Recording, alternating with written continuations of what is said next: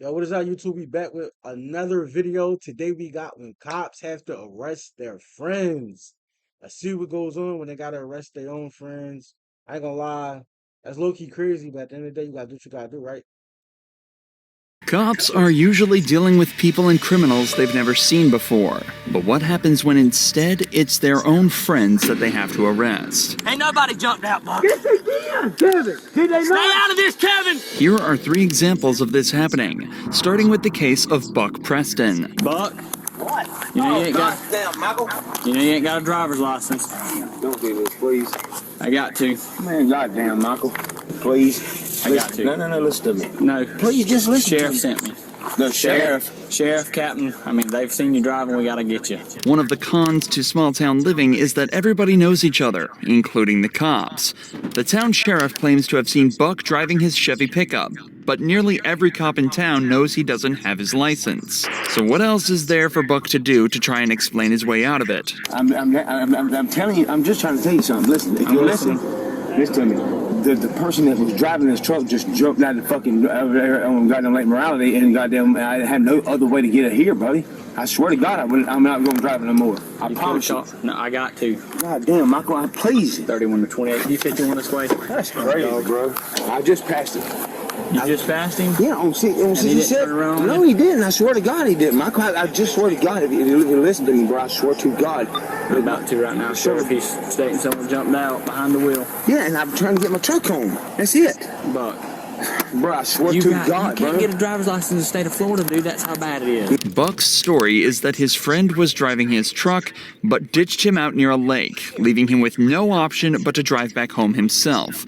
Unfortunately for Buck, though, we're in the 21st century, and the officer reminds him he could have just called someone with a license to drive him back, and that he still broke the law regardless of the circumstances.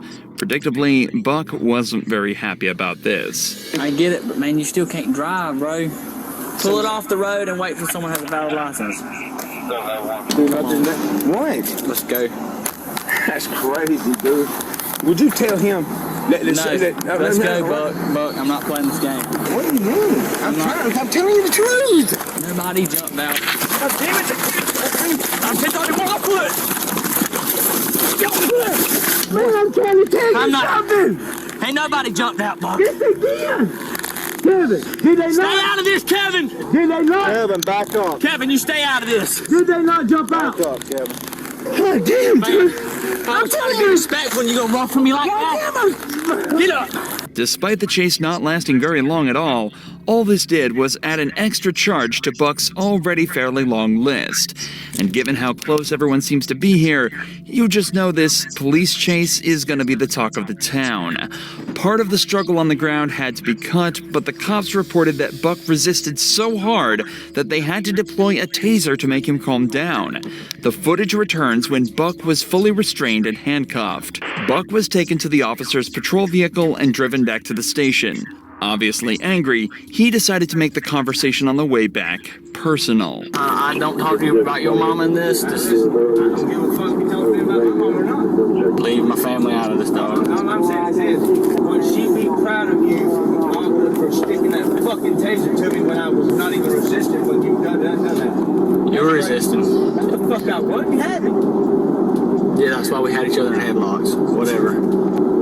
Look, Buck. Yeah. Stop bringing my mom into it. Real proud too, huh? There's little information about what happened to Buck after this video, but it's likely he was charged with driving without a license and resisting arrest. There's an argument that Buck could also be hit with fleeing to elude an officer, but this is a felony that comes with a 5-year prison sentence. It's more likely the officer gave his friend the misdemeanor charge worth just a couple months in jail. It's unlikely the suspects in this next case got the same treatment, though, as it wasn't just a civilian caught breaking the law, but also their cop friend. Hello. How you doing? Reason I stopped you is your right brake light is out. Who do you work for? So did you stop me because my right brake light is out? Yeah. Or did you stop me to ask me who I work for? Well, I'm asking you both. DCS. What? DCS. DCS. What's DCS? You don't know what Department of DCS? Children's Services? As he mentioned, the suspect named Petra Edgerton was originally pulled over for a broken brake light, but the officer quickly noticed something else, a police badge around Petra's neck. Firstly, this cop doesn't recognize the supposed officer, but it's also unusual to see a police officer driving around in a broken car. Something feels off. So the cop decides to investigate further. See your license then? Do you have your badge on you? Like your ID badge? I can vouch for. Being a police officer. See, this is what's conflicting. You're asking me all those questions. Right. You're saying you stopped with my right brake light. So, if you're a police officer, you understand what probable cause is, right? So what's the problem with Your right brake light's out. my right brake light wasn't out when you followed me out of the gas station. Yeah, it is. It's out right now. The car wasn't even on when you followed me out of the Doesn't gas matter. You're driving with a brake light out on the streets, so it's an station. equipment You violation. followed me out of the gas station. I saw it when you were pulling out. At this point, the brake light issue is the least of the cops' worries. It's difficult to classify what exactly an off-duty officer is supposed to act like, but something about Petra is triggering alarm bells for the cop. She's acting defensive, being closed off, and giving strange, vague answers to questions that a real cop would be able to answer. So it's time to quit the games and figure out exactly what's going on here. Look, long story short, I just want to know who you work for. And that's the issue. Why do you want to know who I work for? Because I've never seen you around here before. You're not a police officer that works here. You don't know who I am. That's You right. said you never seen me. Right. So, are you a police officer or are you not a police officer? So because a black person walks into a store with a badge and a gun, it's an issue. That has nothing to do with you being black. Are you a police officer or you're not a police officer? Not a police officer. You're not a police officer? So why would you go into Quick Trip and get free food with your badge and gun? Because I'm an officer. You don't have to be a police officer to go in there. I've been doing it for 3 years. So you're not a certified police officer. It's not probable cause. It's a personal thing. There are a dozen ways for a cop to prove that they work for a certain agency. For example, she could give the name of her department and supervisor and have the cop check the names with them. This would only take a couple minutes and any real cop would know this, so the fact that she's getting defensive instead and turning this into a personal thing is a huge red flag. It's also clear that Petra doesn't seem to realize what she actually did wrong. Just minutes earlier, she was seen inside the store presenting her badge and gun to the cashier and walking out with free food. This isn't just cop impersonation, it's theft. So the cop needs to get to the bottom of this. Did I steal from Are you a... Yeah, if you're not a police officer. I did not steal from you. I went up to the register, spoke to the guy that works there, and told him I had his drink. So you're presenting yourself as a police officer with your badge and your gun on the side. Okay. Do you understand that? I do understand that. But my issue with you is, you've seen that. You say because you've never seen me before. So who do you work for? Me out of the store. Who do you work for? Who is DCS? How long have you been working? 12 years, 13 years. How do you not know what DCS is? There's, like I said, is it Department of Children's Services? What is it? Explain it to me. I don't have to explain myself to you. If you're gonna give me a ticket for tail light, you give me a ticket for tail light. Okay. You see your license? Since he's getting nothing out of Petra, the cop decides to call up DCS himself, and his suspicions get instantly confirmed. Who's your supervisor? What do they have to do with my brake light? What it has to do with is you told me you're a police officer or you're an officer for DCS. I've got DCS on the phone. They say you don't work there. So who's your supervisor? It seems that the suspect knows at least something about policing, as she chooses to remain silent from now on. So the cop turns his attention to the passenger of this vehicle, who at this point hasn't said a word. When he asks for her ID, he gets a huge surprise. I have one of your employees here, Brandy Green. She was with her friend, Petra Edgerton. Brandy decided that she was going to give Petra her badge and her gun to go into Quick Trip and get some food. So I pulled them over for a broken tail light. Petra was driving. She had the badge on and the gun on. When I pulled them over, she identified herself as a DCS officer and then later admitted to not being a DCS officer. And your employee, Brandy Green, admitted to giving her the gun and the badge to go into Quick Trip to get the free food. After investigating just a little further, both Petra and the actual cop, Brandy Green, admit to everything. Following the incident, Brandy resigned from her job at the DCS, and You know what's so crazy about that? They was literally in the same car. So all they had to do was make the actual DCS worker walk in and get the free food. You feel me? Fuck, was she shy? That's so like, that's so crazy because it's like she was in the car. It'd be different if she was home or something. She was literally in the car. Petra is facing felony charges for impersonation, carrying a sentence of up to 5 years in prison. There's many more examples of these cops that seem to just forget they also need to follow the rules, just like Corporal Scott Bertzik did on New Year's Day 2021. When Officer Brooke Shutterly arrived at the scene of a car crash, she realized it wasn't just her supervisor at the wheel, but a good friend of hers. So, Reached out for my lighter, slammed it into his ass. cool. Yeah, not really. Not really. Are you okay? Oh yeah, no, I'm good. Your car's fucked up. No, absolutely. Which I just fucking fixed. Obviously, Brooke and Scott are familiar with each other, and curiously, Scott holds nothing back when describing exactly how the incident went down. It's clear that Scott is the one at fault here, so before going any further, Brooke decides to call back to the base to ask whether or not it's okay for her to be handling this incident. This crash, Birdie, so come work it? Okay. I can't remember. It's been a long time since I've worked a crash with one of us in it, so...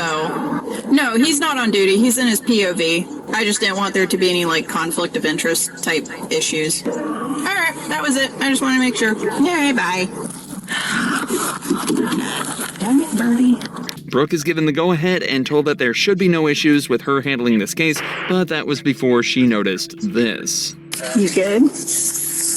Wait. Huh? Wait on his way. He's not coming. Good? Walking home, but yep, I'm good. So, Birdie, you giving me some indicators? Oh, Listen. get the woman. Listen. Valdez is coming out just to... I'm not going to lie to you about it. She's on her way? Yeah, she's on her way. I'm not really comfortable with this whole thing at all, but I'm not going to lie to you about it. Oh no, I don't mean to put you in that Indy. Yep. From now on, you know how it goes. You can't consume anything, okay? Because right now you're being detained. Wait, what? It's obvious that Scott is under the influence of something. Judging by his slurred speech, slowed reactions, and slight loss of motor control, Brooke is fairly sure he's been drinking. At this point, Scott is no longer her supervisor. He's just a suspect in a case, and what's more, he's drunk and likely unpredictable, a combination which can be incredibly threatening to a female officer. Please don't make my life difficult. I would never do that to you. Okay, I'm very uncomfortable right now. And I apologize for putting you in that position. Are you on? Yes, I am. And I'm going to remain on for integrity. You know you can't smoke right now. Why? Because if I'm going to do a DUI investigation, it impedes it, so you can't consume anything. I want to get that dog. This is a really cute dog. Fear aggression issue. You can always train a dog. You can't consume anything. You're killing me. Trying. But too late now! After a short wait, another officer arrives at the scene, meaning they can finally start getting to the bottom of all of this with some sobriety tests. These lasted over 10 minutes, but it's not hard to tell how they went by just looking at a few seconds of them. You may begin the test. 1, 2, 3.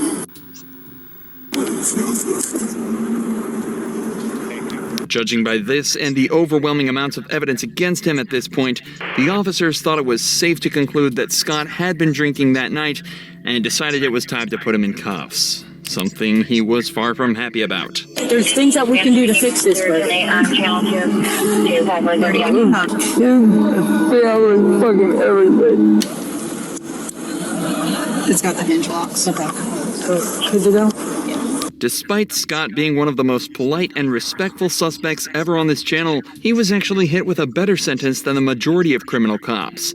After blowing a .156 back at the station, he was charged with driving under the influence and damaging property. He was ordered to pay just under $1,000 in fines, serve 50 hours of community service, and take multiple substance abuse and DUI classes, and had his driver's license suspended for 6 months. He was also sued by the driver of the vehicle he hit, and a cash settlement was reached. And on top of all of that, he also was suspended without pay for a week and given a last chance agreement, meaning one more slip up and he was out for good. Damn. Crazy. I ain't gonna lie, that video was lit. That was a In the great overnight video. hours of I was mad into that shit, yo. Not gonna lie.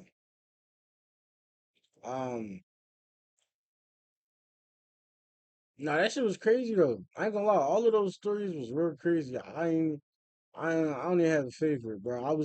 I was so locked into them Jones. I forgot I was like recording. Like I was gone. Yo, I was thinking this nigga definitely was drunk.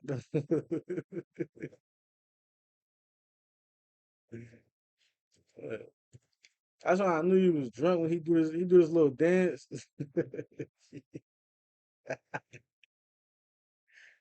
Oh man. Anyway, all right, man. Yo, if you like the vid, like, subscribe, comment, do all that good stuff. You know, every time I do a reaction, it's a banger. Like I said, you can try to find these vids on YouTube yourself, but I'm gonna find the best videos out there. That's where you come right here. Anyway, you know, like, subscribe, comment, all that stuff. I'm out. Peace.